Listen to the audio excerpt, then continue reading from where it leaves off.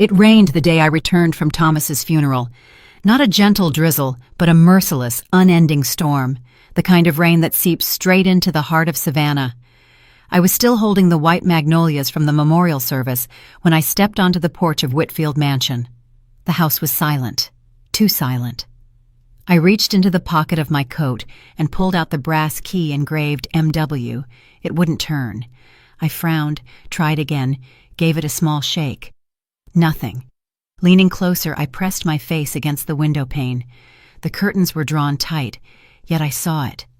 A shadow. Someone was inside. My hand trembled. I knocked once, twice.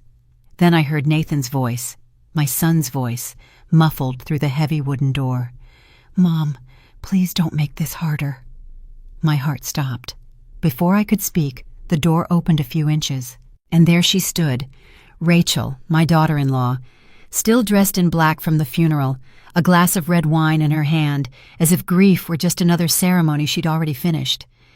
"It's time you found somewhere else to rest, Mother Marjorie," she said softly, her voice thin as silk. "You've lived a long life in this house." I opened my mouth, but no words came out, only the sound of rain. The door slammed shut. I stood there, holding a bouquet of drenched magnolias and a handful of memories, watching the water gather at my feet as if sorrow itself had taken shape. 3 days after burying my husband, my own son had buried me outside the home that carried his father's name. They had sold Whitfield Mansion for $5 million, the transaction filed neatly under Magnolia Holdings, LLC. They didn't think I would notice. They thought I was just a lonely Southern widow, grieving, fragile, powerless. What Nathan didn't know was that the brokerage managing the sale, Whitfield Heritage Developments, still belonged to Southern Legacy Trust, and the legal owner of that trust was me. They had evicted the wrong woman, and the lock they changed. It opened something they never expected. Me. The rain followed me long after I left the iron gate behind. The wipers moved back and forth in a slow, weary rhythm, the only heartbeat left inside the car. Each turn of the wheel grew heavier, as if the river road itself wanted me to look back. I didn't.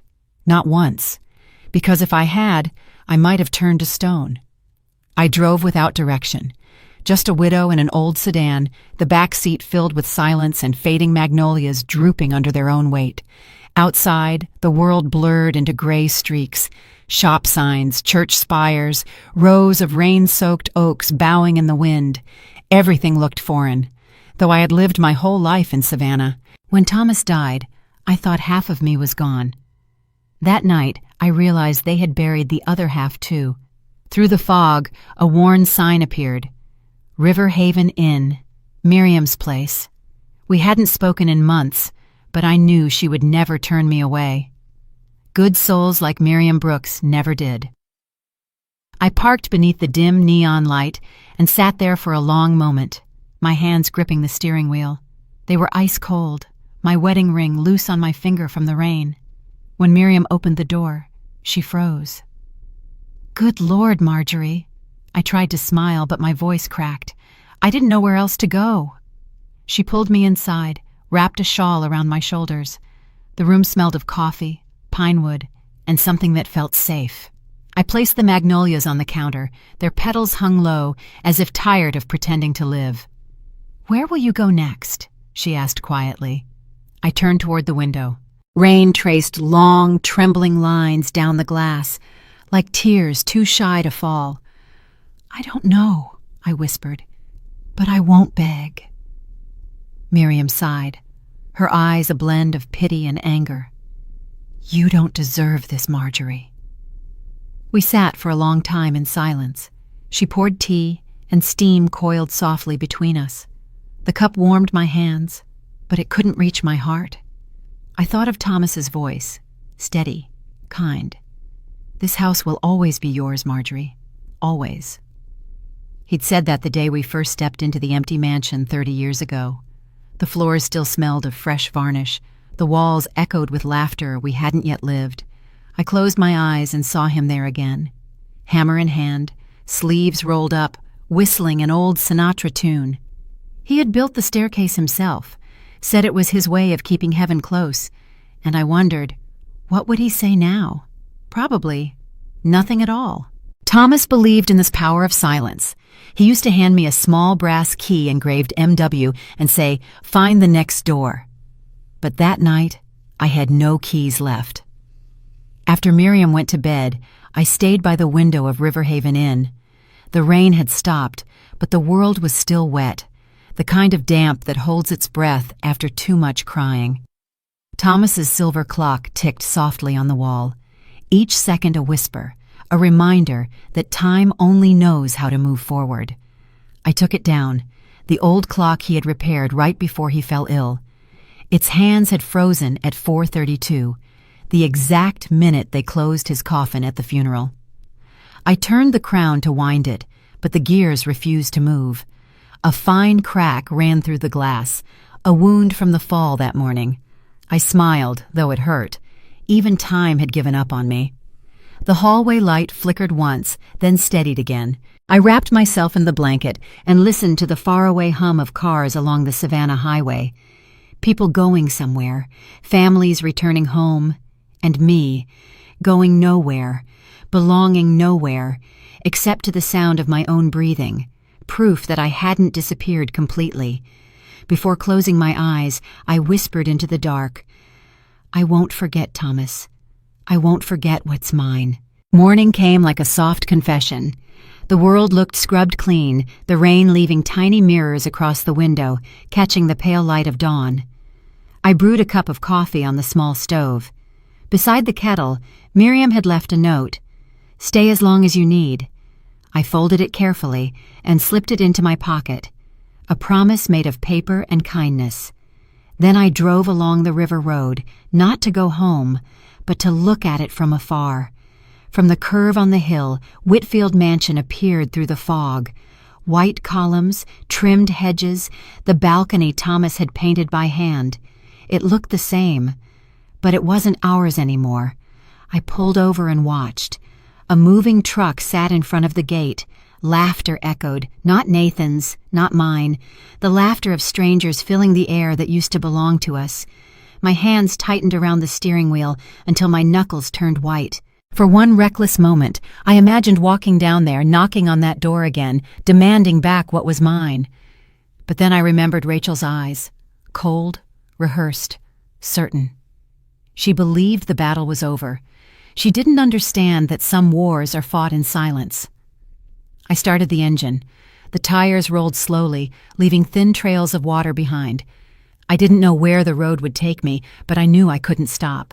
The pain was still heavy, but beneath it something sharper had begun to grow. A calm, quiet determination, small but alive. By the time I reached the next town, the sun had broken through the clouds. Its light spilled across the rearview mirror, and for a brief second, I saw Thomas's reflection instead of my own. His faint smile looked like approval. The clock on the dashboard blinked 7:07. I adjusted the mirror and whispered, "You were right.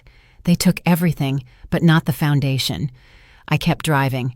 The tires hissed against the wet road, steady and rhythmic, like a heart relearning how to beat. A week passed before I heard from them again. Not a call of concern, not a message of apology. It was a text from Rachel. Short, polished, like a line rehearsed to sound polite. "Mother Marjorie, let's have tea sometime. Perhaps we can talk." I stared at the screen for a long while before typing one word. "Fine." The next afternoon, I drove back to Savannah, the same road I'd taken after the funeral. But the world had changed. The trees had started to bloom, their blossoms pale and trembling in the spring wind. I barely saw them. My eyes stayed fixed ahead, on the road curving toward something unfinished. Rachel was living now in the guest villa, the one Thomas and I had built years ago for family visits. It felt strange parking in front of Whitfield Mansion, knowing she had not only taken my house but also the air around it.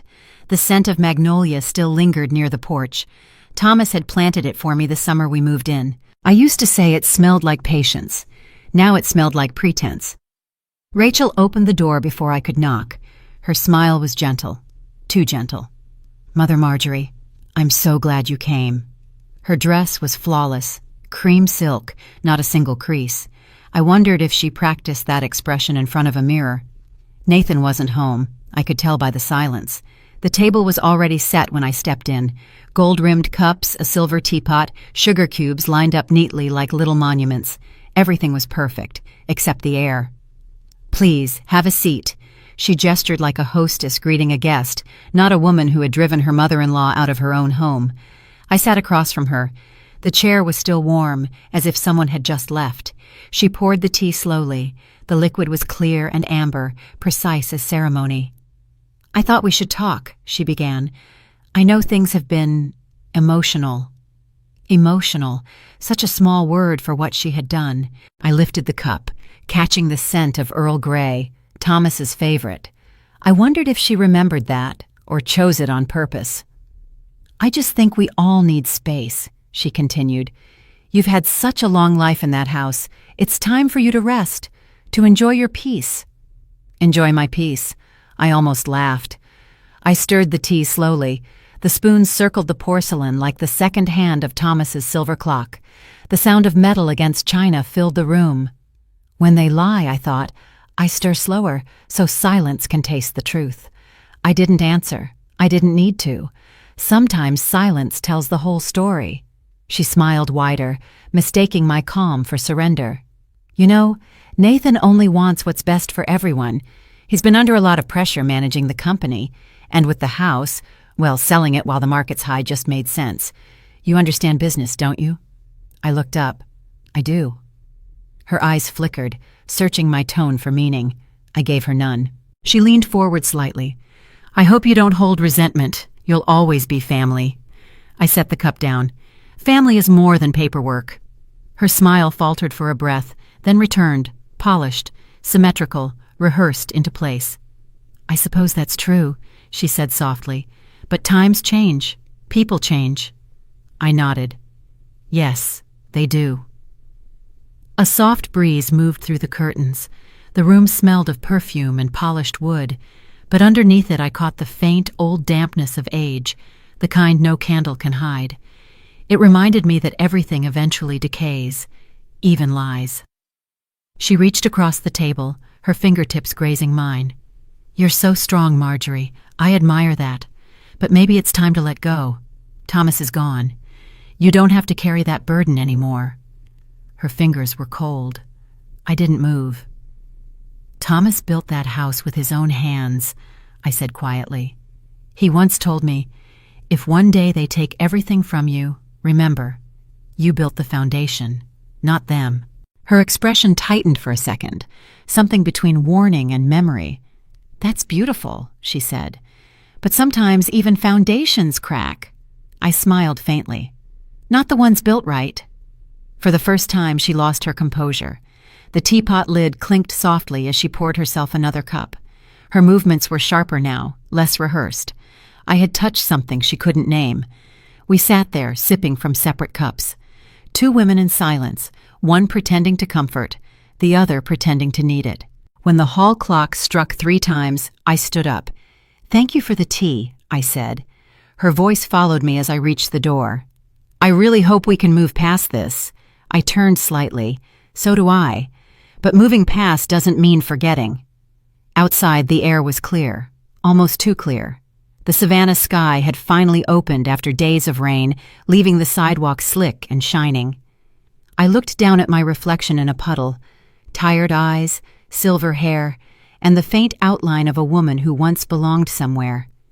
Across the street, a delivery truck passed with a large logo on its side, Whitfield Heritage Developments.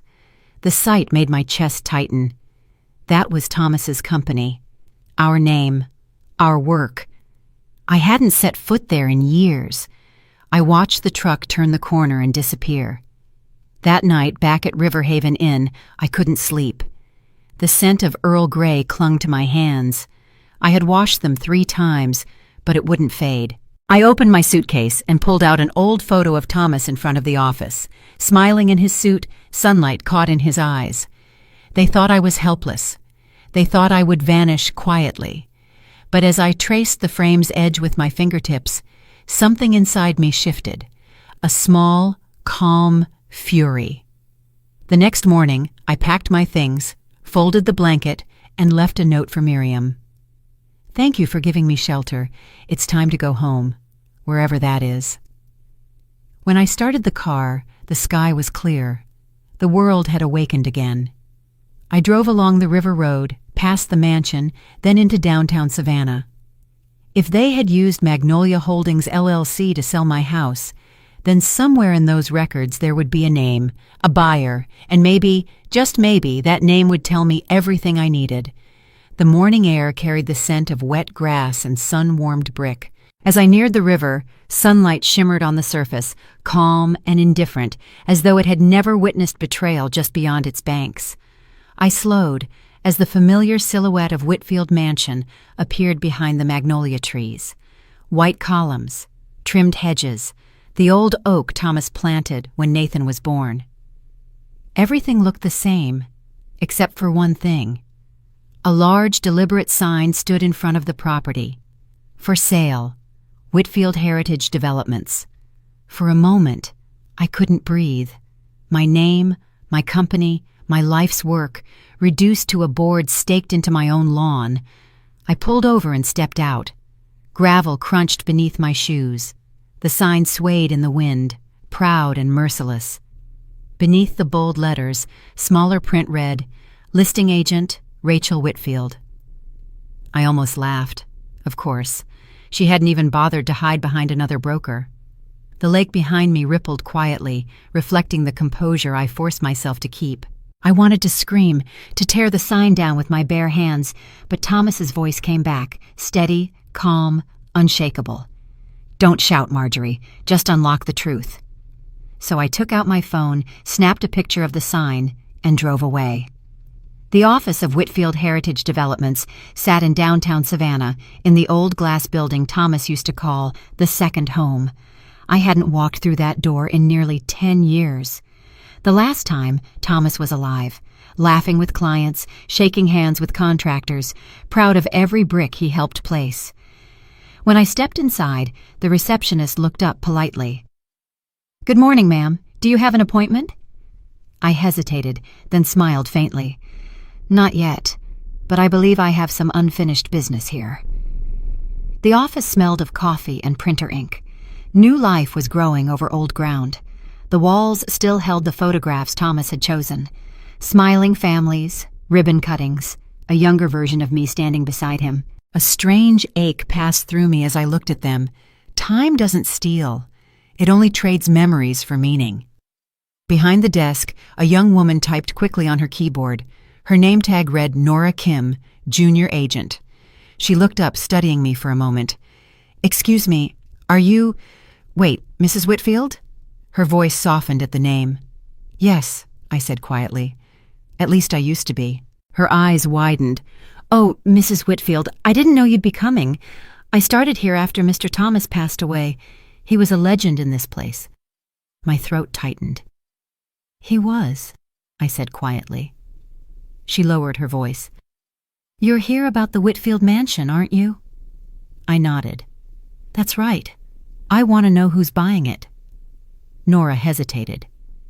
"It's listed under a parent company, Magnolia Holdings LLC. All the documents were sent directly from Mrs. Rachel Whitfield." The name rolled softly off her tongue, but it struck me like a stone to the chest. Magnolia Holdings. I'd heard Rachel mention it once, months before Thomas died. She'd called it an investment firm she and Nathan were advising. I hadn't thought much of it then. I did now. "Do you have a copy of the purchase agreement on file?" I asked. She glanced around, then leaned closer. "Technically, I'm not allowed to show internal records without authorization." But she hesitated again, then whispered, "Mr. Thomas used to say the truth doesn't hide behind locked drawers." Her words nearly brought me to tears. She stood, walked to the filing cabinet, and pulled out a green folder. Inside were printed contracts, standard sales templates, nothing unusual at first glance. But when I reached the buyer's signature line, my heart clenched. Rachel M. Whitfield, CEO, Magnolia Holdings, LLC. I ran my finger along the ink, the curve of her name bold, sharp, confident. Taking the house hadn't been enough for her.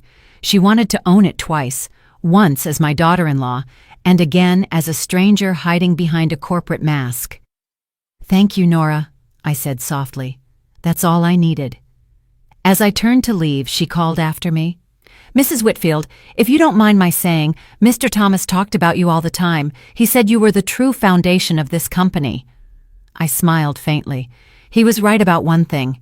The foundation stands even when the walls fall. Outside, the sunlight cut through the glass facade like a blade. I stood on the sidewalk, the folder pressed against my chest, heavy but illuminating. For the first time since Thomas's funeral, I wasn't drowning. I was listening. The city moved around me like waves, car horns, footsteps, fragments of conversation. But beneath it all was something else, a rhythm, steady and quiet, like the ticking of Thomas's silver clock I once thought had stopped. That night, back at River Haven Inn, I spread the papers across the table. Miriam knocked softly. "You've been gone all day," she said. "Did you find what you needed?" I looked up, my eyes tired but bright. "I found enough." She studied me, then placed her hand on my shoulder. "Don't let this consume you, Marjorie." I placed my hand over hers. "It won't. They already tried that." When she left, I looked back at the folder. The black ink gleamed under the lamplight. Magnolia Holdings, LLC. The shield of ambition, the mask of control. But she'd forgotten one thing. Every company has a key holder, and Thomas had left me his. I reached into my purse and pulled out the brass keychain engraved MW, the last gift he'd ever given me. I hadn't understood its meaning back then. Now I did. As I held it in my palm, I whispered into the empty room, "You built the house, Thomas. I'll protect the foundation." Outside, the sunset shimmered over the river's surface. The reflection of Whitfield Mansion floated proud and distant. Somewhere inside that house, Nathan was laughing with the woman who had sold it. But tomorrow, I would begin unlocking what they thought was sealed. That night, I couldn't sleep. The documents from the office lay open on the small table, their edges curling under the warmth of the lamp. I reread every line, tracing the signatures like scars. My name wasn't there. Neither was Thomas's. Only Rachel's, hidden behind her shell company, buying our home with the precision of someone who believed she'd never be caught. Outside, the Savannah moon stretched quietly across the river like an unspoken promise. The water lay still, yet its reflection trembled whenever the wind brushed past. I knew that feeling, still on the surface, restless underneath. At dawn, I drove to Thomas's old workshop, the place where he used to work. It sat behind Whitfield Mansion, now fenced off and silent. The side gate creaked as I pushed it open, just wide enough for me to slip through. Inside, dust hung suspended in the morning light. The air smelled of oil, oak, and old varnish. Everything remained exactly as he had left it. The wooden table, the tool rack, the unfinished model of a chapel, the rows of nails sorted by size. I ran my hand along the wood grain and the hammer's handle. A thin layer of dust clung to my skin. He once said, "When the world gets loud, this room listens." I opened the drawer of the workbench, expecting nothing more than a few screws or bolts. But there was an envelope, yellowed, its edges worn. My name, Marjorie, was written in his steady hand. Inside lay a small brass key engraved MW near the top. Beneath it, a folded note. "If there's ever injustice, my love, don't shout. Just unlock the truth." My breath caught. The key felt warm in my palm, though I knew it couldn't be. I looked around, searching for what it might open. In the corner stood an old chestnut cabinet with a small lock, one of those made for safes. My hands trembled as I slid the key in. The metal clicked, once, twice, then turned smoothly. Inside was a small steel box buried beneath a pile of old blueprints. I lifted it onto the table. My heartbeat echoed in my ears as I opened the lid. Inside were company documents, certificates, and handwritten notes in his familiar script. The first page bore the seal I knew so well, Whitfield Realty, transfer of ownership, revocable living trust. The date stunned me, 3 weeks before he passed. I read each line carefully. Thomas had transferred the majority of the company's shares to me. Not Nathan, not Rachel, not to me. I sat in the wooden chair, breath tightening. He must have known. Not exactly what was coming, but that something was.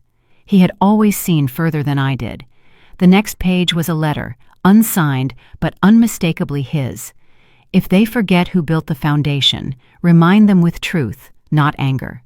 The company will follow your hands, not their noise. You are the foundation, Marjorie. You always have been. Tears blurred the ink. I sat there until the light through the small window shifted from gold to white. I remembered the day he founded Whitfield Realty, sleeves rolled up, sketching the logo on a napkin. I'd laughed, saying the name sounded too grand. He smiled. It should, my love, because one day it will carry not just houses, but our story. Now that story was mine to finish. I gathered all the documents and placed them in a brown folder. As I stood, the old wooden clock on the wall, the one he'd built years ago, ticked once, then fell silent. I reached up and nudged the pendulum. The sound returned, small but steady. When I stepped outside, the wind had gone still. The Savannah River shimmered beneath the sun, and for the first time in weeks, I felt warmth on my skin. I locked the workshop door and tightened my grip around the brass key engraved M.W.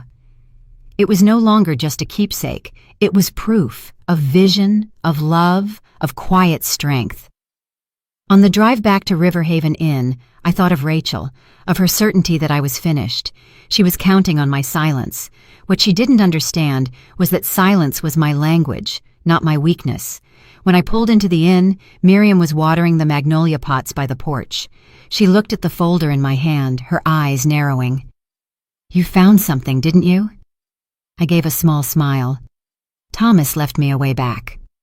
She tilted her head. "And now?" I looked toward the river. "Now I unlock what they thought was sealed." That night, I placed the brass key beside Thomas's cracked wooden clock on the bedside table. Both glimmered faintly under the lamplight. Time and truth, waiting together. Before turning off the light, I whispered, "Thank you, Thomas. I'm ready." Outside, the faint ticking from the workshop echoed through the quiet, steady and sure. Tomorrow, I would step back into the world they thought they'd taken from me. But this time, silence would speak for itself. Morning arrived sharp and cold, slicing through the curtains like a summons. I didn't wait for the coffee to brew before sliding the trust papers into my bag. The brass key lay on top, catching the light. Thomas's words echoed in my mind. "Don't shout, just unlock the truth." When I entered Whitfield Realty, the receptionist looked up, startled. "Good morning, Mrs. Whitfield. Should I call Mrs. Rachel for you?" "No," I said evenly. "You'll call the accounting department. We're initiating an internal audit." The air in the room shifted, heavy and tense. Within an hour, I was seated once more in my old corner office. The nameplate on the desk now read Rachel Whitfield, CEO. I ran my fingers over the engraved letters. They would soon be gone. Nora came in carrying ledgers and account statements. "Everything's here," she said. "The sale files for Whitfield Mansion, the escrow records, the transfers from Magnolia Holdings." I nodded. "Good. Let's see where the cracks are." We opened the folders one by one. The numbers were immaculate. Too immaculate. Rachel's signature appeared everywhere, polished and practiced. "She moved funds into a private trust account 2 days before the sale closed," Nora said, pointing at a spreadsheet. "Then $3 million went directly to Magnolia Holdings." "All under the shell," I murmured. "What do you want me to do?" "Request a full compliance review. Use my authorization code, the founder's account. It still works." Nora blinked. "That'll freeze the funds until the audit's done." I met her eyes. "Exactly." A spark lit behind hers. "Understood." By afternoon, emails were flying through the company, legal, accounting, compliance, chaos rising like a storm tide. Nathan had called 3 times. I didn't answer. The 4th time, I did. "Mother, what have you done?" His voice trembled, caught between anger and fear. "I reviewed the books," I said. "You can't—" "The accounts are frozen," I cut in. "If they're clean, they won't shake." "Rachel says you're overreacting. You're not even part of the company anymore." "Then why," I asked calmly, "are you calling me for help?" Silence. Only his ragged breathing. Then his voice softened. They froze everything. Mom, $3 million. We can't access a cent." "Then maybe," I said quietly. "It was never yours to begin with." I hung up and turned to the window. The clouds hung low over Savannah, heavy with rain. But I wasn't afraid. Storms cleanse. That night, Nora returned, holding a fresh report in her hands. "The audit committee confirmed irregularities in the accounts," Nora said softly, though her voice was steady. "The transfers trace from Magnolia Holdings to a private trust under Rachel Whitfield's name. They'll have to report it to the board." "Good," I replied. "Prepare a full report for tomorrow morning. And Nora, keep a copy of everything somewhere safe, somewhere only you know." She nodded. "Mrs. Whitfield, Mr. Thomas would be proud." I looked at her for a long moment. He always believed silence had its own volume. When she left, I walked slowly around the office. The framed photos of Thomas and me still hung on the far wall, dusty but untouched. I wiped the glass with my sleeve. For an instant, both our faces appeared, his, frozen in time, and mine, still fighting. Outside, the sky darkened, turning the window pane into a mirror. I saw myself reflected there, an older woman in a quiet war. No shouting, no weapons, only paper, ink, and truth. That night, I drove to the edge of the Savannah River. The lights of Whitfield Mansion glowed in the distance. Through the windows, I saw movement. The tall, lean silhouette of Rachel crossing the hall, and Nathan's shape near the glass. They looked comfortable, safe, certain. I rolled down the window, listening. The wind carried faint laughter, the clink of glasses. My family was celebrating a victory they never truly earned. I whispered into the night, "Enjoy it while you can. Justice has its own rhythm." The next morning, Nora called early. The bank confirmed it. All $3 million are under review. The accounts officially frozen. I thanked her, then opened Thomas's cracked wooden clock. The glass was still fractured, but the hands had shifted overnight, not ticking yet, just moved slightly, as if waiting for permission. Later that day, a message from Rachel appeared in my inbox. Just one sentence, "You have no right." I typed back, "You took what was never yours." "I'm only checking the locks." Then I deleted it. She didn't deserve a written reply. Silence would speak louder. That evening, Nathan came to the office. His tie was loose, his hair disheveled, his face lost. "Mom, Rachel's losing it," he said, pacing the floor. "She says you're sabotaging everything. We're going to lose the real estate contracts." "You already have," I said evenly. "They were never yours to sell." He slammed his hand on the desk. "You think this is a lesson? You're destroying my life." I rose from my chair. "No, Nathan, I'm saving what's left of mine." He stared at me, confused, hurt, unable to tell the difference between love and boundaries. I didn't flinch. For a fleeting second, I saw the boy he once was, trembling, trying to please everyone but himself. When he left, I sat down and exhaled. The office felt lighter, as if the walls themselves had been freed of secrets. Outside, the clouds broke. Sunlight spilled through the glass like forgiveness. The clock in the hall struck 4.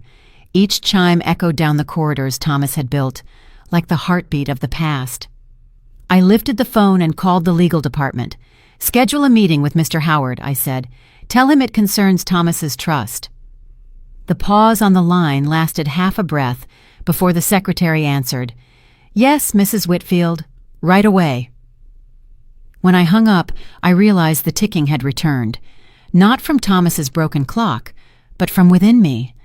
Howard's office looked exactly as it had 20 years ago. Oak shelves, the faint scent of leather and dust, the clock on the wall ticking like a judge's gavel. I paused at the doorway. He looked up from an open file, adjusting his glasses. He seemed older, but sharper. Time hadn't dulled him. It had honed him. "Marjorie," he said with a small smile, "I was expecting your call." "You knew I'd come. And I knew Thomas prepared you for this." He gestured toward the chair across from him. I sat down. The room smelled thick with unspoken things, the kind of truth that settles between old friends who have waited too long. "I found the trust deed," I began quietly. "Signed 3 weeks before he died." He nodded. "Yes. Thomas asked me to keep a copy in secret, in case things ever tipped." "Tipped?" I repeated, letting the word hang between us. "It's a polite way to say your son and his wife sold my house behind my back." Mr. Howard's eyes softened, but his voice stayed steady. "Thomas feared the company might fall into the wrong hands after he was gone. He trusted you, Marjorie, not for sentiment, but because you understand what Whitfield stands for." I looked down at my hands, tracing the gold edge of my wedding band. "He didn't trust Nathan." "He loved Nathan," Howard said gently. "But love and trust are different currencies. He knew Rachel's ambition. He worried Nathan wouldn't see through it until it was too late." I exhaled, the weight of Thomas's foresight settling on my shoulders. "So he put everything in my name." "Everything," Howard confirmed, pushing the file toward me.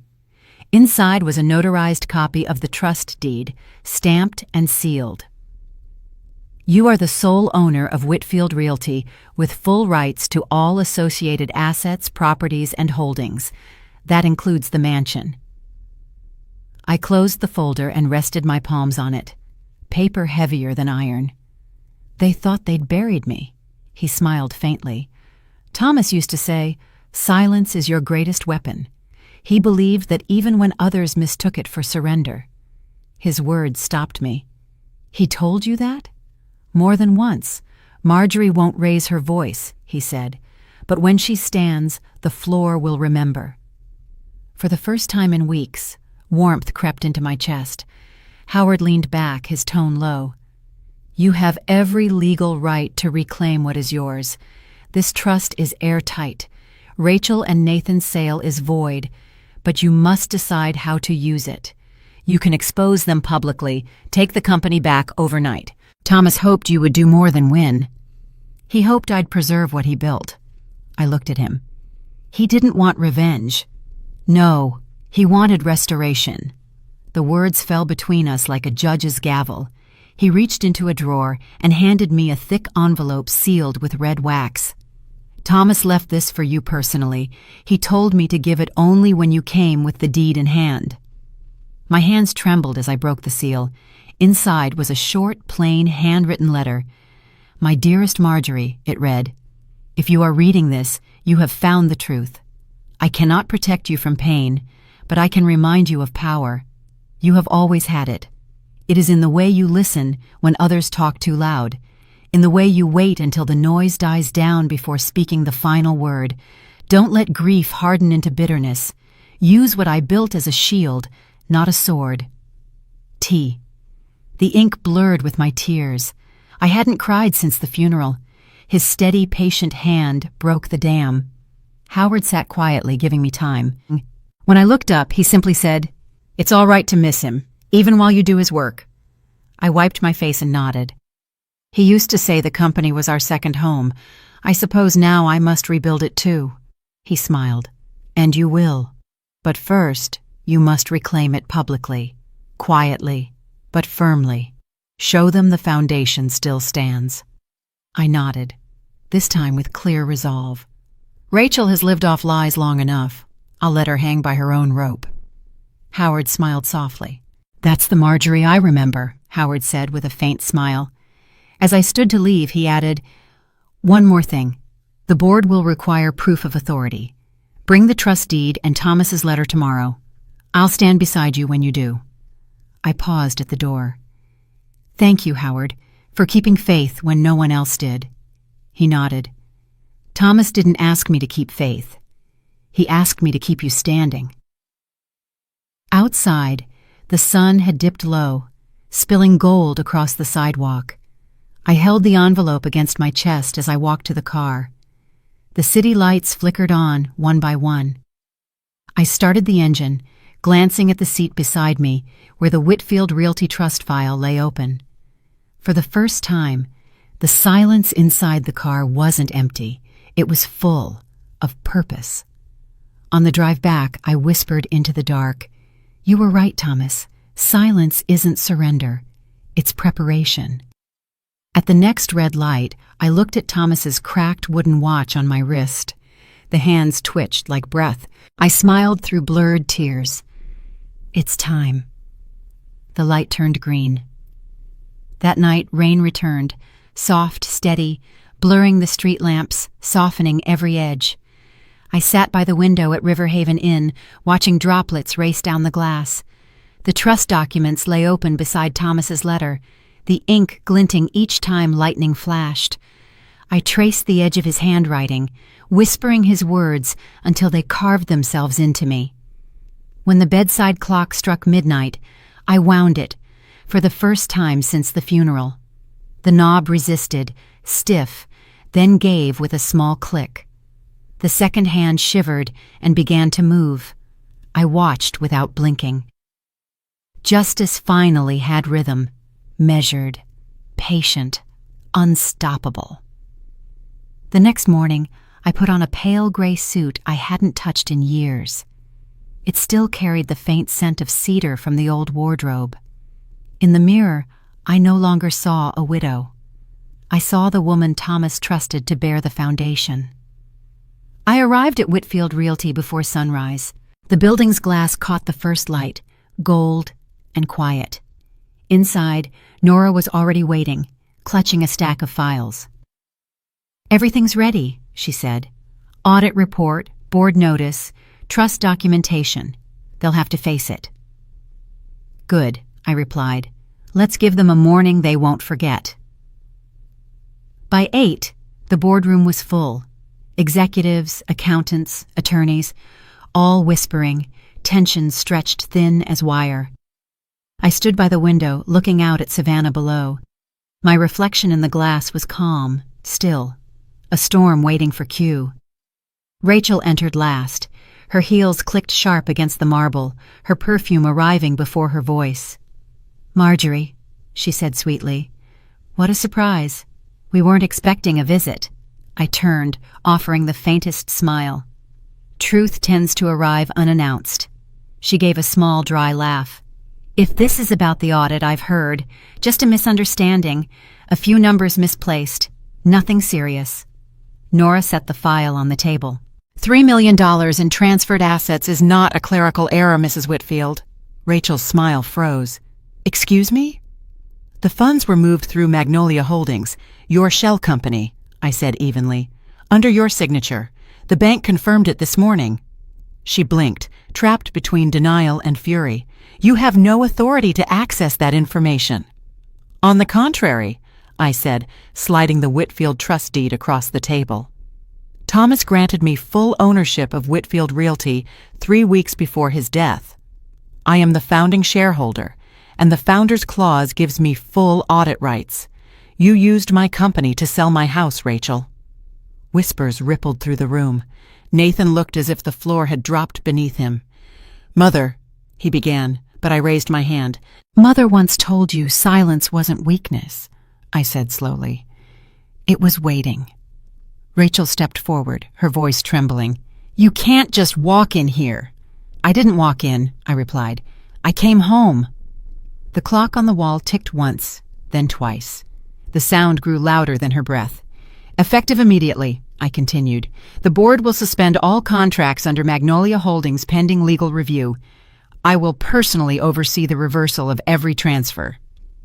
The room erupted in murmurs. Rachel's face drained of color. Her mouth opened, but no sound came out. Nathan sank into his chair, staring at the pile of papers before him, the very company he'd once called his future, slipping through his fingers. I gathered the documents, placing them neatly into my briefcase. "Truth doesn't knock twice," I said quietly. "It only enters when the locks fail." As I turned to leave, Rachel hissed, "You think this makes you strong?" I paused at the door. "No," I said. "It makes me free." Outside, the Savannah sky began to clear. The rain had stopped. A ribbon of sunlight cut through the clouds. I stood still, breathing deeply. Behind me, the building buzzed with chaos, phones ringing, voices rising, but I didn't look back. At the parking lot, I opened Thomas's wooden watch. The hands moved steadily now, ticking in rhythm with the hum of the city. Time had forgiven me. Or maybe it had simply waited. That afternoon, I drove to the lake. The mansion appeared smaller from across the water. I turned off the engine, lowered the window, and watched birds glide above the reeds, their wings flashing silver under the sun. Somewhere inside that house, Rachel was likely screaming, calling lawyers, trying to reclaim control. I whispered into the breeze, "They think silence means surrender. They never knew it's the sound of loading a verdict." My words drifted over the lake like a quiet promise.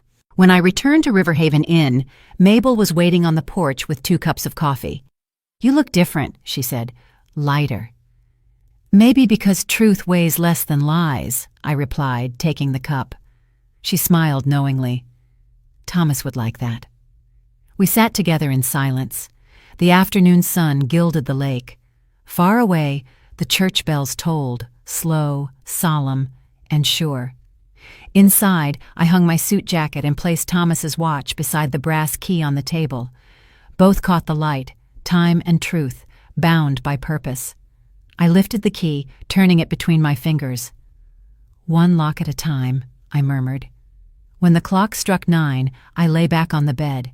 The ticking filled the room, steady, patient, alive. Tomorrow would bring new battles, but tonight, for the first time, justice beat in rhythm with my heart. Morning came clear and cold, the kind that holds its breath before a storm. I woke before dawn, just as Thomas had before every major deal. He always said, "Control the morning, and you'll command the day." His watch ticked softly on the bedside table, even and calm as breathing. By 8, I stood again inside Whitfield Realty, my company, my foundation, the name Thomas Whitfield still gleaming on the glass. Employees moved around me in uneasy silence, pretending to focus on their screens, but stealing glances as I passed. Some smiled nervously. Others avoided my eyes, afraid of what my return might mean.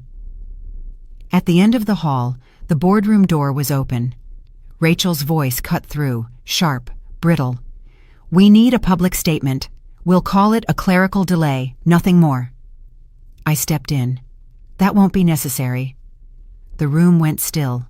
12 faces turned toward me, board members, directors, attorneys. At the head of the table, Rachel froze, fingers tightening around her papers. Nathan sat beside her, tie crooked, eyes red. "Good morning," I said evenly. "Let's begin." Rachel recovered quickly, her smile snapping back into place like a mask. "Marjorie," she said sweetly, "this is a private board meeting. Just company matters."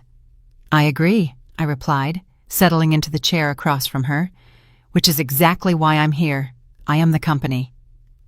A ripple of murmurs swept through the room. Rachel's fingers tightened around her stack of papers. "You're mistaken," she began, her tone sharp. "You haven't held an executive role in years."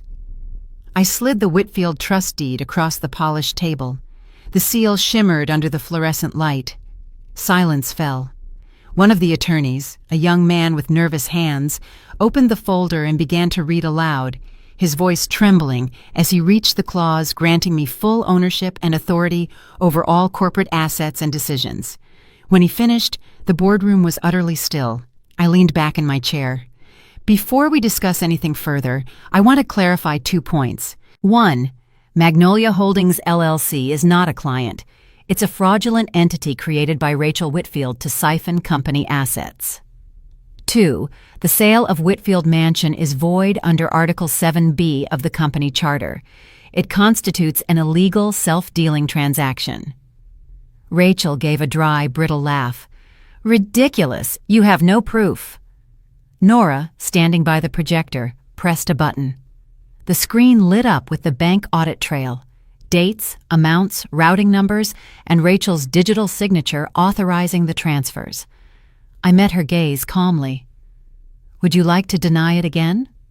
Her face drained of color. This is a misunderstanding." "That's theft," I interrupted gently. "You did it using the company Thomas and I built, the same company you used to sell my home." A few board members exchanged uneasy glances. Mr. Collins cleared his throat. "Mrs. Whitfield, what do you propose?" "I propose we amend the records," I said evenly. "Effective immediately. Terminate Rachel Whitfield's contract as CEO. All frozen funds will remain under review until the Ethics Committee completes its report." Rachel slammed her hand against the table. "You can't fire me. I built this branch from scratch." I answered with quiet precision. "No, Rachel, you decorated it. We built it." Nathan rose halfway, voice trembling. "Mom, please stop. This helps no one. Rachel made a mistake, that's all." "We can handle this privately," Rachel tried to add, desperate. "Privately?" I turned to him. "You changed my locks, Nathan. You sold the house Thomas built with his own hands. There is no private left between us." His face paled, color draining in waves. Rachel squared her shoulders, forcing her voice steady. "You think this makes you noble, tearing apart your family in front of strangers?" I folded my hands on the table. Family doesn't hide behind shell companies. The room went still again, broken only by the ticking of the wall clock. Its rhythm filled the air like a metronome, counting down the seconds of her collapse. I stood. "This isn't about revenge," I said, my words cutting through the hush. "It's about restoration. Whitfield Realty was built on integrity. Thomas founded it to give people homes, not to feed greed." I closed the file carefully and looked around the room. "Thomas once said, 'When you build something honest, it outlives you.' I intend to prove him right." Then I turned to Rachel one last time. "You thought silence was surrender. You never understood. It's the sound of loading a verdict." Her chair scraped against the floor as she stood. "You'll regret this, Marjorie." "Perhaps," I said softly, "but you'll remember it." Nathan moved to follow Rachel as she stormed out, but I stopped him with a look. "Sit down, Nathan." He hesitated, then obeyed, his back sinking into the chair. For a fleeting moment, I saw the boy I once raised inside the weary man before me. "Do you remember what your father used to tell you when you helped him in the workshop?" I asked. He looked up, eyes glistening. He said, "Always measure twice before you cut." I nodded.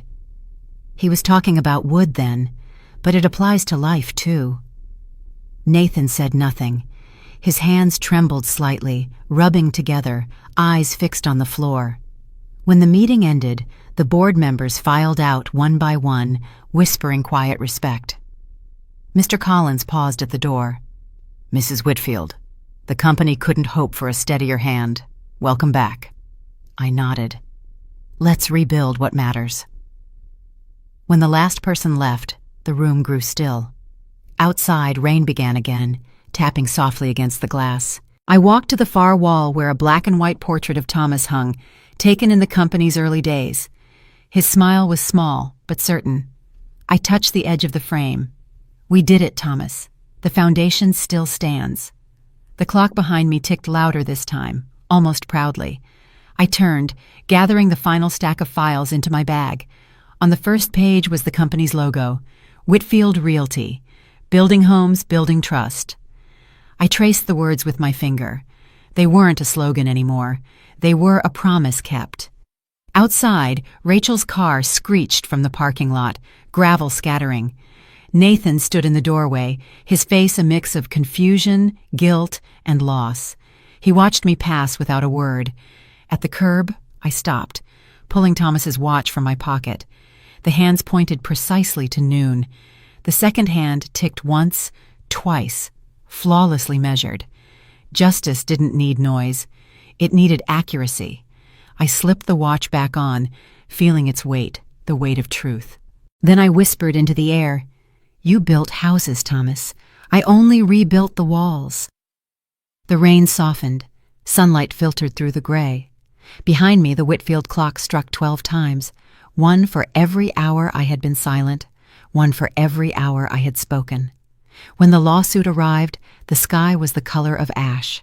Nora found the first envelope, the court seal pressed into its corner, and handed it to me as if it might burn. "It's from Nathan," she murmured. I studied it before opening. Inside was a neatly typed complaint. Nathan Whitfield, v. Marjorie Whitfield, alleging misconduct and unlawful seizure of corporate property. So this was how my son spoke to me now, in legal language. I sat down, my hand running over the embossed seal at the top. The same name printed twice. Whitfield, my husband's name, my name, now a weapon between mother and son. When I looked up, Nora's eyes were anxious. "Should I call Mr. Howard?" "Yes," I said quietly. "Tell him it's time. It's—" By late afternoon, I sat across from Howard again in his old office. The case file lay between us like an open wound. He read carefully, lips pressed tight.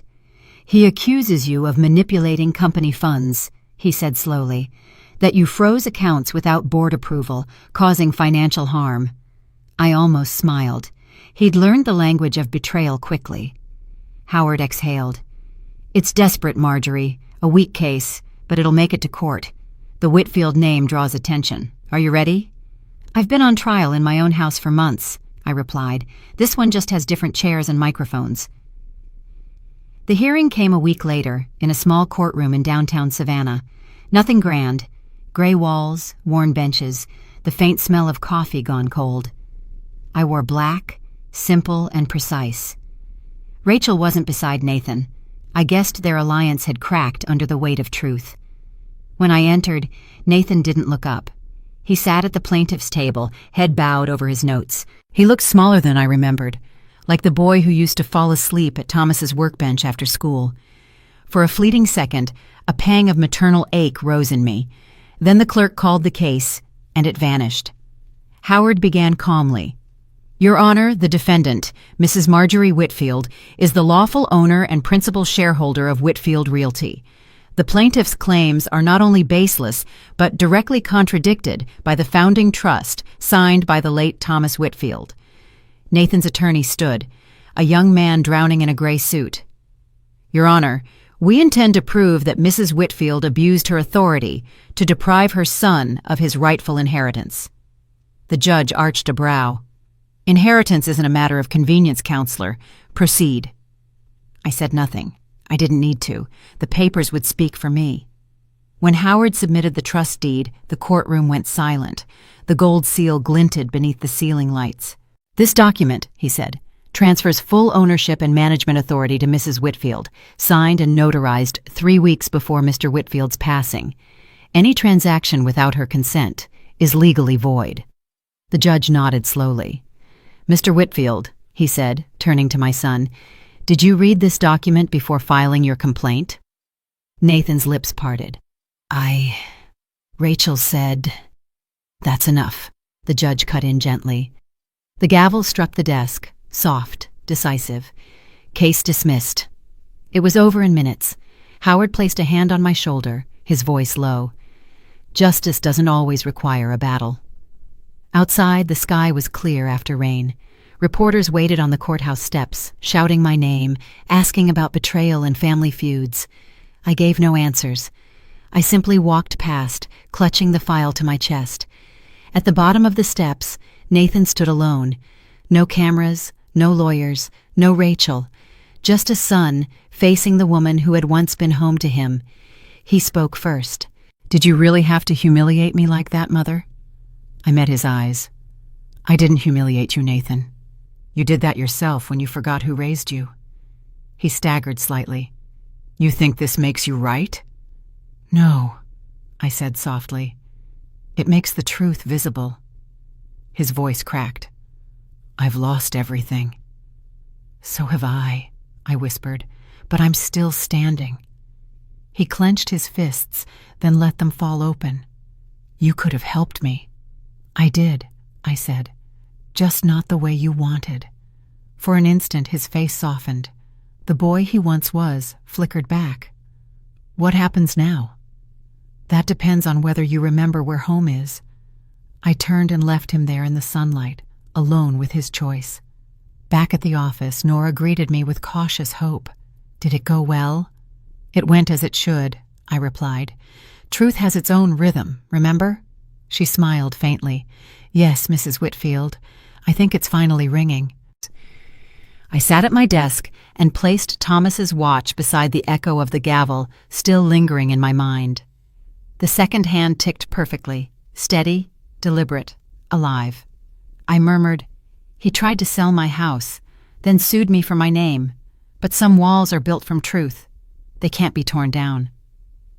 Through the office window, I watched the city stretch beyond the glass. The skyline, Thomas once said, looked like a row of new beginnings. Now I believed him. As the sun dipped behind the buildings, I closed the file and set it aside. The battle was over, but what remained was the quiet ache of winning at a price no mother should ever have to pay. Now I understood what Thomas meant when he said, "Silence will be your shield."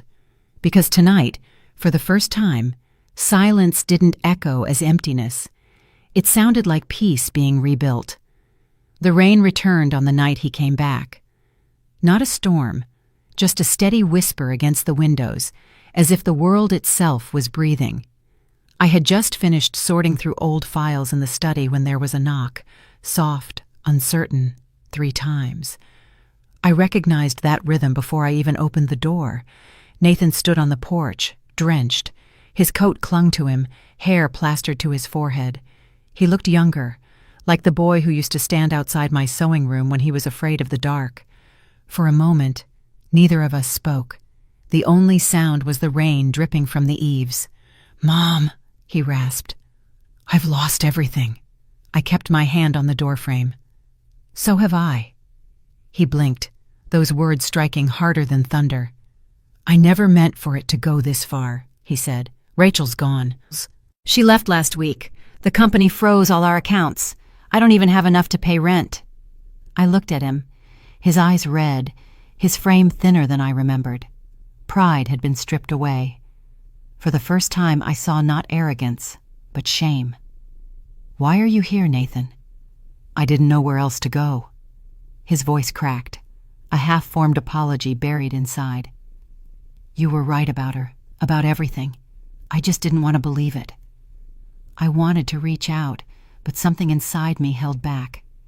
"You chose what was easy to hear," I said softly, "not what was true." He nodded, shoulders trembling. "I thought I could fix it before you found out. I thought she loved me enough not to." His voice broke. I inhaled deeply. The scent of rain and earth drifted in through the open doorway. "You let her sell the house, Nathan. The one your father built for us. Do you know what that feels like?" He closed his eyes. "Now I do." We stood in silence. The porch light flickered between us, catching the rain on his face. For a brief second he looked like he might be crying. But maybe it was just the rain. "Mom," he whispered, "I'm not asking for forgiveness. I just didn't know which door to knock on." I looked past him into the dark. The path to the house shimmered with rain, the same path that once led home. "Sometimes," I said slowly, "people lose the right to knock." His breath caught. "So you're not going to let me in?" I hesitated. The mother in me wanted to pull him close, to let him collapse the way sons do when the world gets too heavy. But the part of me that had been betrayed knew the cost of premature forgiveness. He had to feel the weight of his own choices. "I'm not sure you understand what forgiveness costs," I said. "It's not just words, Nathan. It's rebuilding trust with the same hands that broke it." His eyes glistened. "I want to try." "Then start by remembering what your father used to say. The foundation is everything." I paused. "Find your own foundation." The rain thickened, blurring his outline. He stepped back from the porch, head bowed. "Then I'll go," he said quietly. "Good," I replied. "Find somewhere dry." He lingered, waiting for me to stop him. I didn't. The door stayed open just wide enough for the rain to reach my feet, cold and sharp.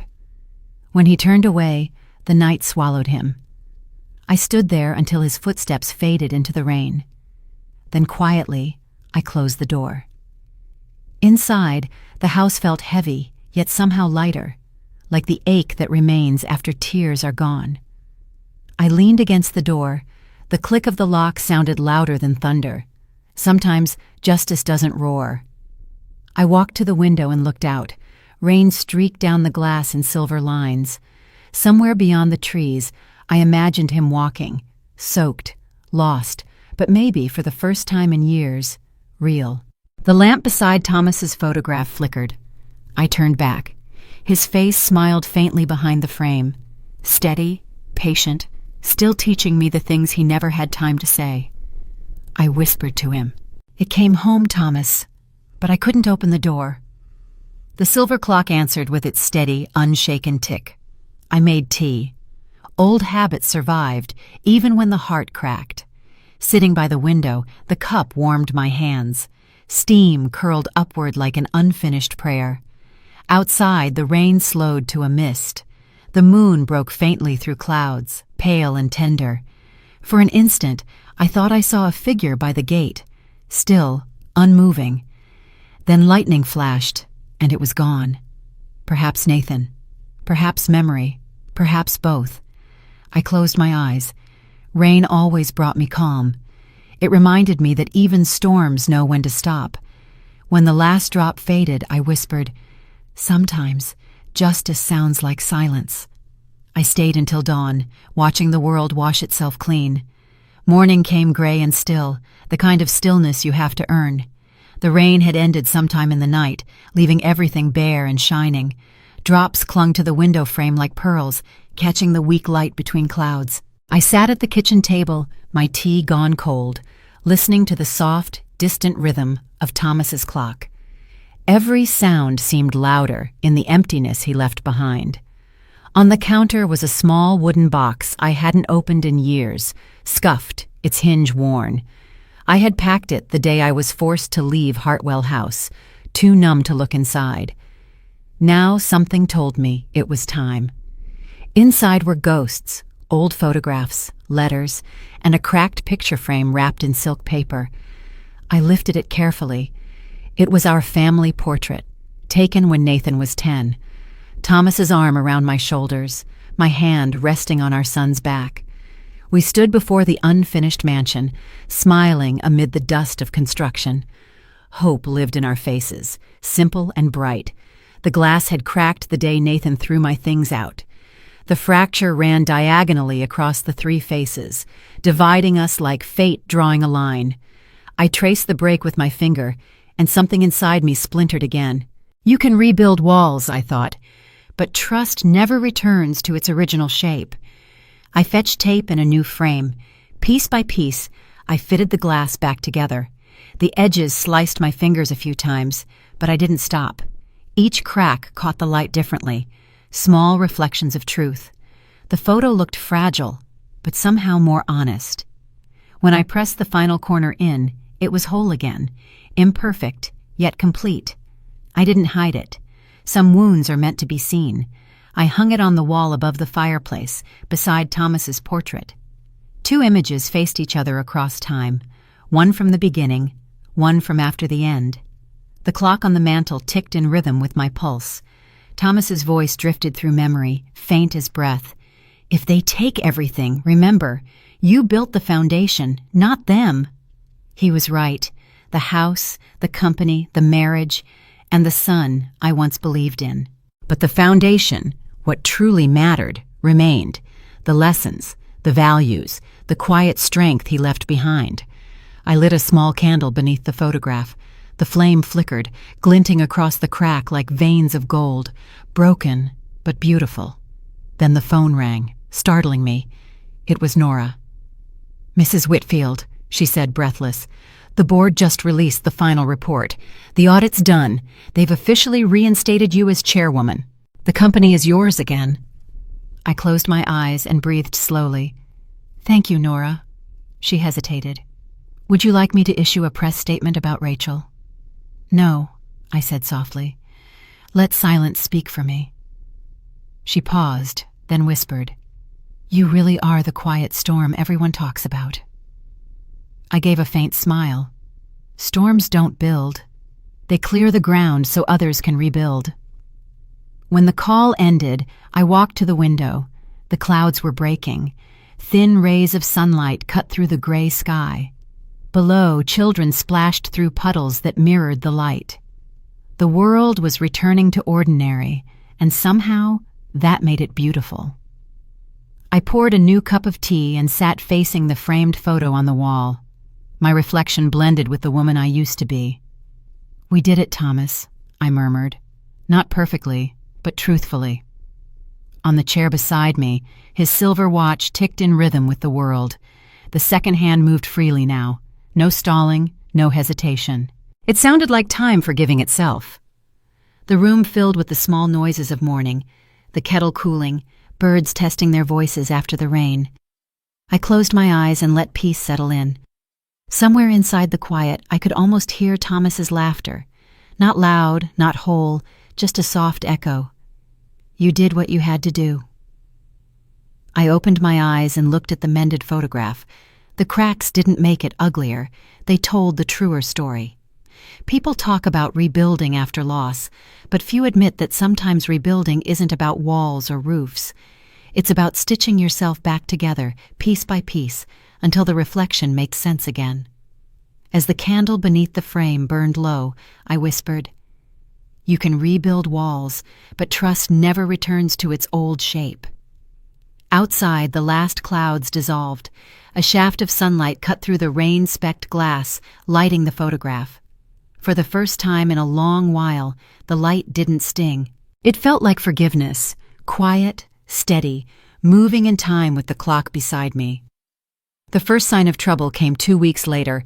Not betrayal this time, but the morning headline, Hartwell Realty under investigation. Internal scandal raises questions about leadership. The words struck me like an old wound reopened. I sat at the same kitchen table where I'd pieced the photo back together and let the ink blur under my eyes. It wasn't untrue. Rachel's scheme had stained the company's reputation, and rumor spread faster than justice. Clients canceled contracts, agents resigned, longtime partners paused negotiations. When I arrived at the office, the air was thick with unease. Phones rang unanswered. Eyes avoided mine. The name Hartwell, once a symbol of pride, now carried suspicion. Nora met me at the elevator, worry etched across her face. We're losing investors by the hour, she said. They think the company's rotten, that you covered for Rachel. I nodded, weary but composed. Then we'll show them the truth. We'll rebuild in daylight. But how? She asked. Even the board's in chaos. With integrity, I replied. The same way we began. We called an emergency meeting. The conference room was only half full, but their eyes held that fragile blend of fear and hope, the same look I'd once seen in my son's. I stood at the head of the table, sunlight catching the portrait of Thomas behind me. When my husband founded this company, I began, he didn't build it for profit. He built it for people who needed homes, and fairness in the bargain. That purpose hasn't changed, I said, but lately we forgot it. A few heads bowed, others looked away. Scandals fade, I continued, but integrity leaves a shadow that never disappears. We can't erase the past, but we can make sure the future is worth remembering. Nora clicked to the next slide, the plan I'd stayed up all night writing. The Thomas Haven Foundation, a nonprofit branch of Hartwell Realty to help widows, single parents, and architecture students rebuild their lives. Every sale would dedicate a portion of profit to housing assistance. Every agent would complete a new ethics certification. Every contract would bear Thomas's name and his promise. The room was silent. Then Jacobs, a senior broker with years of dust on his cufflinks, cleared his throat. You're turning the company into a charity. No, I said. I'm turning it back into a home. He looked down at the page, then nodded slowly. Maybe that's exactly what we need. When the meeting ended, the air felt different. The panic that had thickened the halls lifted enough to breathe again. Employees stayed late, rewriting emails, calling clients, adjusting contracts with compassion instead of calculation. For the first time in months, I heard laughter down the corridor, thin, cautious, but real. 3 days later, the press found out. From scandal to shelter, Hartwell Realty rebuilds reputation through kindness. It wasn't redemption, but it was a beginning. That evening, a young reporter came to interview me. Her voice trembled slightly. "Mrs. Hartwell, after everything, why stay? Why not retire, leave the past behind?" I smiled. Because homes aren't built by avoiding storms, they're built by standing through them. She was quiet for a long moment before switching off her recorder. "People call you the silent founder. What do you think of that?" I looked toward the window, where light reflected off Thomas's silver watch on my wrist. "It fits," I said. "Silence doesn't mean absence. Sometimes it just means patience." After she left, I walked through the empty building. Desks littered with papers, half-finished coffee cups, the faint smell of ink and resolve in the air. It reminded me of the early years, when Thomas and I worked late, dreaming of something we didn't yet know would last. At the end of the hall, I stopped before the wall of framed blueprints and clippings. One line caught my eye. Thomas Hartwell, building homes, building trust. Beneath it, a quote I'd forgotten. "You don't measure success by the walls you raise, but by the hearts you shelter." I touched the glass gently. "We're still sheltering them, Thomas," I whispered, "just in a different way." Right then, Nora appeared in the doorway. "The first donations just came in," she said. "Architects, students, families, even old clients. They're calling it a miracle." I smiled. "Not a miracle, Nora, just integrity remembered." And we stood together, watching the city lights bloom outside. For the first time since he died, I didn't feel like I was holding something broken. I felt like I was holding something growing. Before leaving, I paused in my office. The restored family photograph hung on the wall, golden in the late light. Beneath it, Thomas's clock ticked softly on the desk, its rhythm matching the heartbeat of the company I had saved. Not just from disgrace, but from forgetting who we were. I whispered into the quiet room. He built houses for people, and I rebuilt their hearts. When I turned off the light, the reflection of the photo lingered faintly on the darkened glass. "That purpose hasn't changed," I said quietly. But lately, we forgot it. A few people lowered their heads, others looked away. "Scandals fade," I went on, "but integrity leaves a shadow that never disappears. We can't erase the past, but we can make sure the future is worth remembering." Nora clicked to the next slide, the plan I'd written through the night. The Thomas Haven Foundation, a nonprofit branch of Hartwell Realty, to help widows, single parents, and architecture students rebuild their lives. Every sale would dedicate a portion of its profit to housing assistance. Every agent would complete a new ethics certification. Every contract would bear Thomas's name and his promise. Silence filled the room. Then Jacobs, a senior broker, cleared his throat. "You're turning this company into a charity." "No," I said. "I'm turning it back into a home." He stared at the paper before him, then nodded slowly. "Maybe that's exactly what we need." When the meeting ended, the air changed. The thick panic dissolved into something breathable. Staff stayed late, rewriting emails, calling clients, adjusting contracts with compassion instead of calculation. For the first time in months, laughter drifted through the hall. Thin, uncertain, but real. 3 days later, the press found out. From scandal to shelter, Hartwell Realty rebuilds reputation through kindness. It wasn't redemption, but it was a beginning. That evening, a young reporter arrived for an interview. Her voice trembled slightly. "Mrs. Hartwell, after all this, why stay? Why not retire and leave the past behind?" I smiled. "Because homes aren't built by avoiding storms. They're built by standing through them." She was silent for a long moment, then shut off her recorder. "People call you the silent founder. What do you think of that?" I looked toward the window, where light caught Thomas's silver watch on my wrist. "It fits," I said. "Silence doesn't mean absence. Sometimes it means patience." After she left, I wandered through the empty building. Desks cluttered with papers, half-finished coffee cups, the faint scent of ink and determination. It reminded me of the early years, when Thomas and I worked late into the night, dreaming of something we didn't yet know would last. At the end of the corridor, I stopped at the wall lined with old blueprints and newspaper clippings. One inscription caught my eye: Thomas Hartwell, building homes, building trust. Beneath it, a quote I'd long forgotten: "You don't measure success by the walls you raise, but by the hearts you shelter." I placed my palm against the glass. "We're still sheltering them, Thomas," I whispered, "just in a different way." At that moment, Nora appeared in the doorway. "The first donations came in," she said. "Architects, students, families, even former clients. They're calling it a miracle." I smiled faintly. "Not a miracle, Nora. Just integrity, remembered." We stood watching the city lights bloom outside. For the first time since Thomas died, I didn't feel like I was holding something broken. I felt like I was carrying something growing. Before leaving, I paused in my office.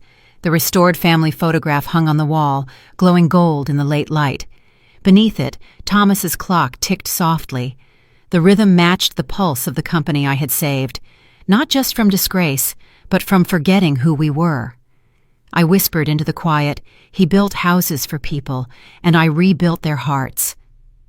When I turned off the light, the reflection of the photo lingered on the darkened glass. A family once shattered, a foundation rebuilt, and a legacy that still stood. Outside, the night was calm. The sign in front of the building caught the passing headlights, and the name lit up again: Hartwell Realty.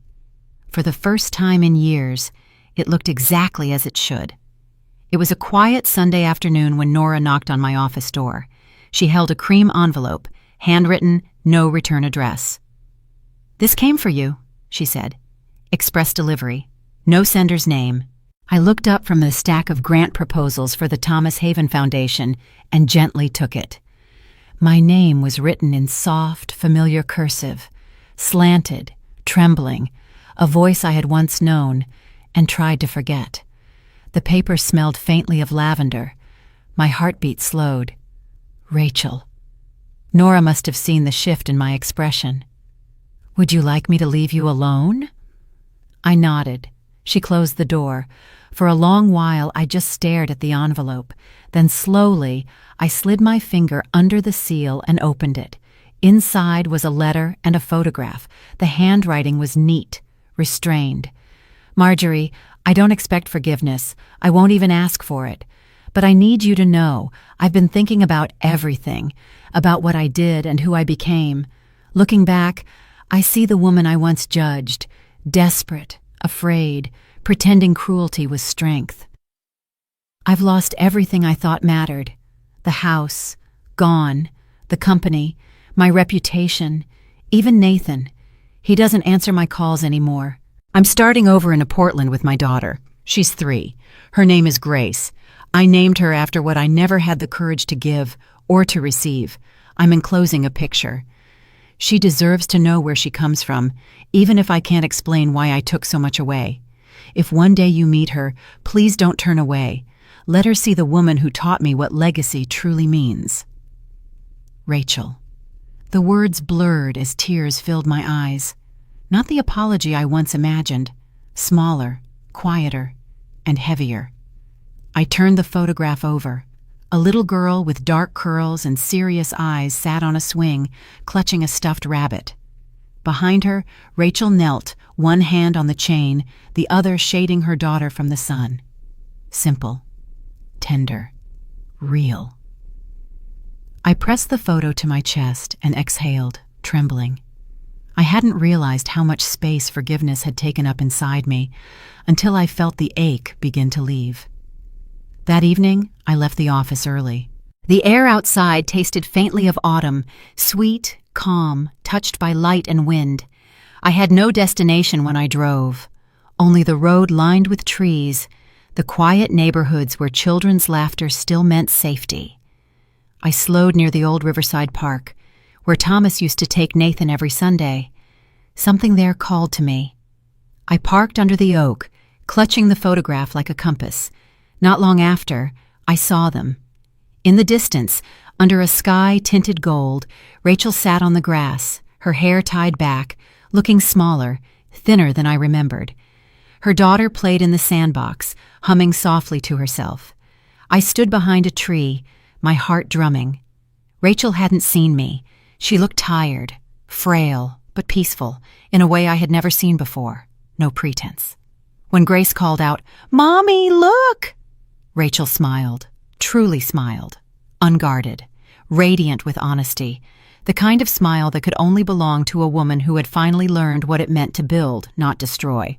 Something inside me broke, but not from pain, from release. I didn't walk closer. I didn't need to. Watching her with her daughter was enough. The woman who once built her life on deceit was now building sandcastles with her child. Life had taught her lessons no one else could have. My presence would only disturb what was finally still.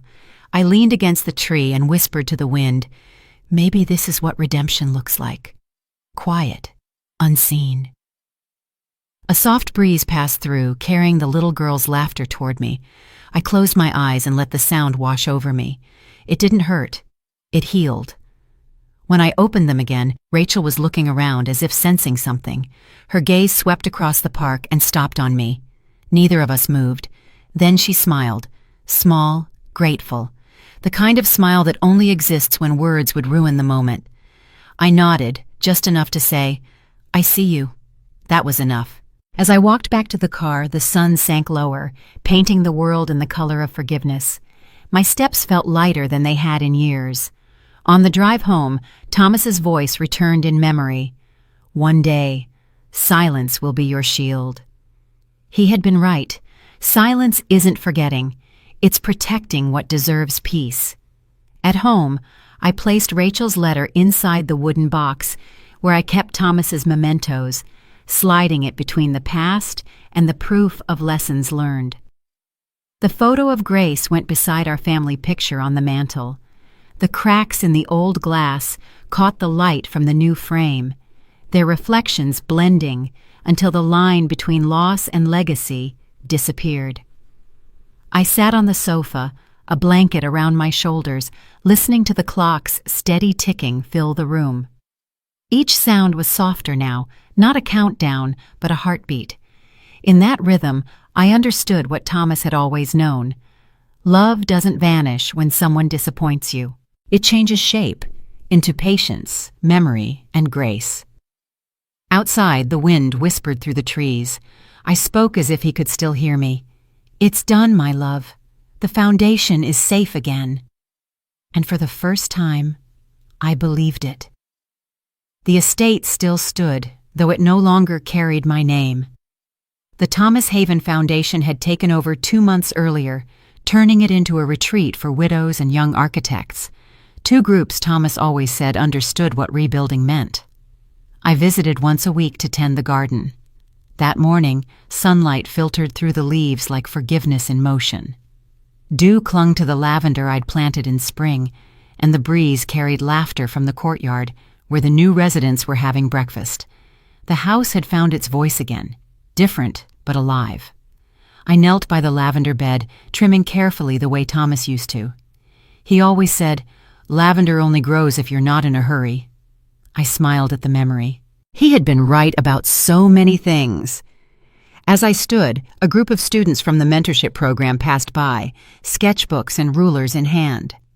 A young woman with bright eyes and ink on her fingers waved. "Mrs. Hartwell, we're heading to the Lakeside Pavilion to finish the model. Will you come by later?" "I wouldn't miss it," I said. They laughed, disappearing down the path, their voices mingling with the hum of bees. Watching them, I felt something I hadn't in a long time. Continuity. The quiet assurance that time doesn't take everything. It only rearranges. Inside the villa, the grand foyer had been transformed.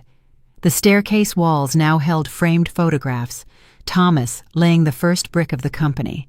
I ran my hand along the first contract ever signed under the name Hartwell Realty, the one with our family standing proudly before the house we built.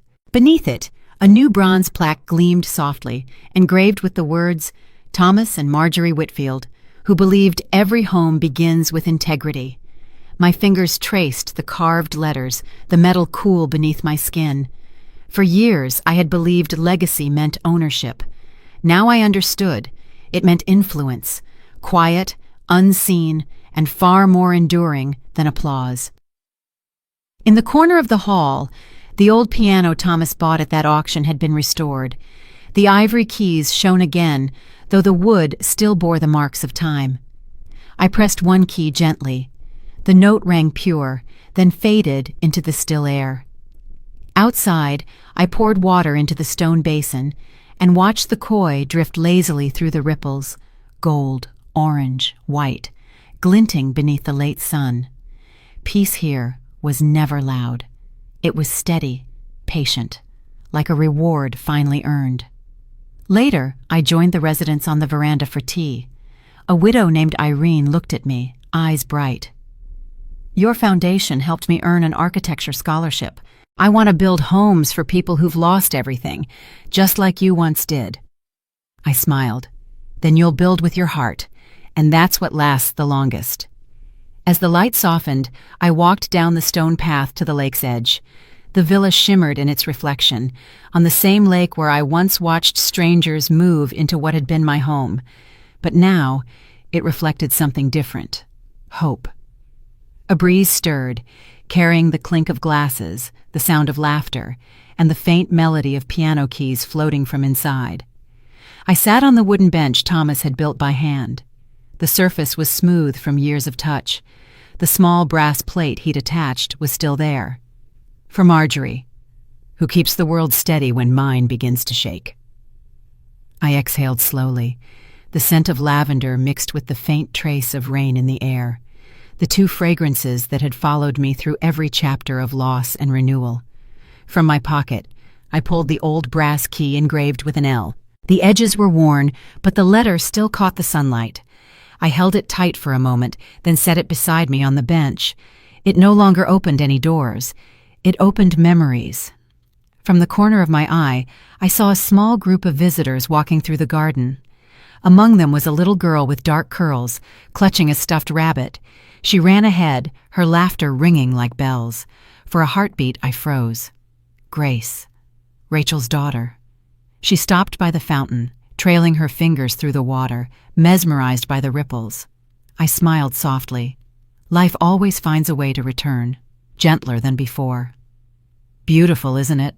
Said a staff member passing by. Her mother volunteers here, a quiet woman, kind. I nodded, unable to speak. Perhaps that's how forgiveness truly works, not through confrontation, but through coexistence, the past and the present sharing the same light. As evening fell, the residents hung lanterns around the garden. Little golden lights shimmered in the breeze, their reflections trembling across the lake. I stayed seated, watching each lantern flicker to life until the entire garden glowed. The cool night air brushed against my skin, and somewhere between the chirping of crickets and the soft ticking of Thomas's watch on my wrist, I realized it had never stopped, not since the day I began again. Thomas's voice seemed to drift across the lake, carried by the wind. I built houses for others. You rebuilt their hearts. I smiled, whispering back, we did it together, my love. The last lanterns floated away, their tiny flames carried off by the paper boats.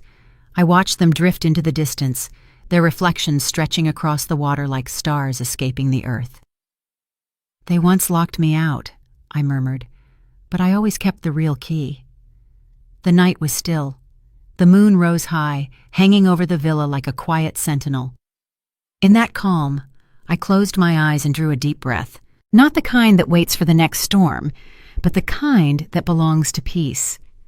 When I opened them again, the world shimmered, gentle, alive, whole. And in that soft light, I finally understood. Dignity isn't something you keep locked away. It's the kind of home no one can ever sell behind your back.